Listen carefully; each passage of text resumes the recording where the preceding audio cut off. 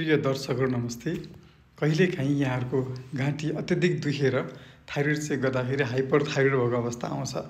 त्यो बेलामा थाइरोइडको औषधि खाने कि नखाने, त्यस्तो गल्ती कहिले पनि नगर्नु होला। त्यस्तो बेलामा थाइरोइडको हर्मोनको औषधि खान हुँदैन, किनकि त्यो चाहिँ थाइरोइडको ग्रन्थीको इन्फेक्सन भएर शरीरमा थाइरोइड हर्मोन लेभल बढेको हो। अङ्ग्रेजी आउने त्यो अवस्थालाई सबैको थाइरोइडाइटिस भनेर भन्छौँ। त्यही बेला यहाँले थाइरोइडको औषधि या हाइपरथाइरोइडको औषधि खानुभयो भने पछि सधैँ दबाई खानुपर्ने हुन्छ। द्याट मिन्स हाम्रो थाइरोइड ग्रन्थी सप्रेस हुन्छ या हर्मोन लेभल सप्रेस हुन्छ। तसर्थ 6 हप्तासम्म हामीले यहाँ स्टेरोइड दबाई दिन्छौँ। सुगर प्रेसर छ भने कन्ट्रोल गर्नु पऱ्यो, दबाई त खानु पऱ्यो, ESR चेक गर्नु पऱ्यो, हर्मोन लेभल चेक गर्दै गर्नु पऱ्यो। लगभग 6 हप्तापछि हर्मोन लेभल नर्मल आउँछ र यहाँको दुखाइ पनि कम हुन्छ। तसर्थ हामीले 6 हप्तासम्म दबाई दिँदैनौँ र सपोज 6 हप्तापछिसम्म सबै मात्रै दबाई खानुपर्ने हुन्छ। तर कृपया त्यो बेलामा तपाईँले स्टेरोइड दबाई मात्रै खानुहोला, अन्य दबाई नखानुहोला, नत्र तपाईँले सधैँभरि दबाई खानुपर्ने हुन्छ। धन्यवाद।